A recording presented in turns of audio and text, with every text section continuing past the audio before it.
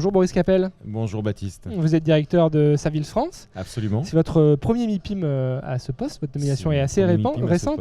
Alors comment on vit son premier MIPIM et puis quelle stratégie vous annoncez aux interlocuteurs que vous rencontrez ici à Cannes? Merci Baptiste. Écoutez, c'est un premier MIPIM très intense avec cette nouvelle casquette. Très intense parce que très actif.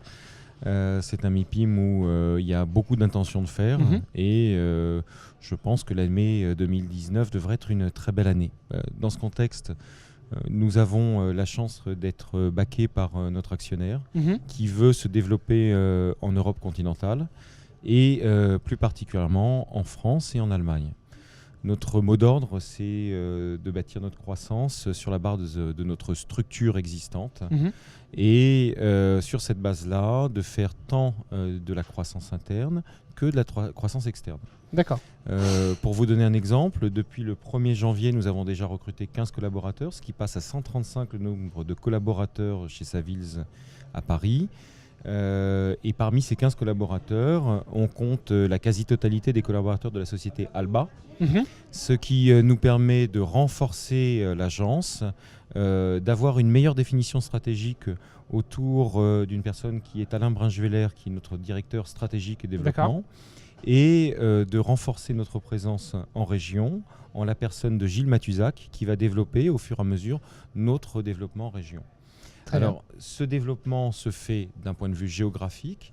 Il se fait aussi sur la base des structures existantes, puisque aujourd'hui nous offrons un service intégré qui passe de l'agence en passant par l'investissement, le retail, valuation, le BPC ou AMO, Building Consultancy, et puis aussi le Property Management. Donc c'est un développement qui se fait de manière large. On va développer les activités connexes, on va renforcer les activités existantes par la croissance interne. Et aussi par la croissance externe, nous étudions d'ores et déjà des opportunités d'acquisition. Très bien, donc beaucoup de projets autour de votre structure. Le MIPIM, c'est aussi l'occasion de prendre un petit peu la météo de l'investissement. Il y a beaucoup d'investissements internationaux en France qui sont annoncés sur ce MIPIM. Est-ce que vous partagez cette tendance? Est-ce que vous la vivez à votre échelle? Absolument Baptiste, vous avez raison de le souligner. On avait senti déjà en 2018 une internationalisation du marché. Les Français, avant 2018, faisaient à peu près 80% du marché. L'année dernière, on a été quasiment à part égale entre les investisseurs internationaux et français.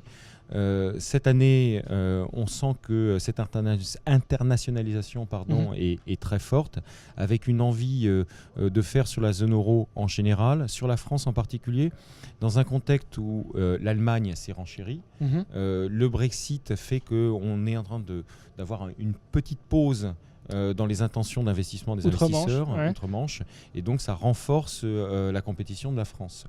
Mais il ne faut pas se tromper, la demande internationale est très forte, mais les fonds retail français collectent énormément.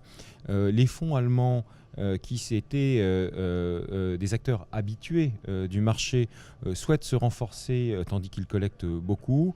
Et puis on a aussi un nouveau phénomène, on a énormément de fonds value-add qui ont monté des fonds Core Plus à destination de l'Europe et en particulier de la France, si bien qu'aujourd'hui, on peut se dire que la demande est très importante et je pense qu'elle est significativement supérieure à l'offre proposée actuellement, ce qui fera qu'il y aura une vive concurrence en 2018 sur les différents sujets d'investissement.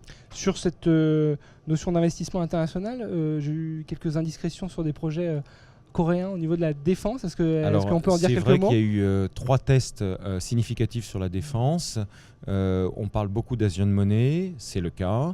Nous avons la chance d'être mandatés sur la vente d'une tour emblématique à la défense que nous allons commercialiser dans 2 semaines. Et on anticipe de la même manière déjà une très très forte demande à l'international. Nous sommes leaders sur le marché asiatique et nous avons d'ores et déjà été sollicités en amont par des investisseurs internationaux et plus particulièrement asiatiques. Donc vous avez totalement raison. On espère que vous viendrez nous reparler de tous ces projets sur ce plateau, peut-être. Avec plaisir, Baptiste. Pour une prochaine occasion. En tout cas, merci Boris Capel d'être venu avec nous sur ce plateau. À très bientôt. À très bientôt.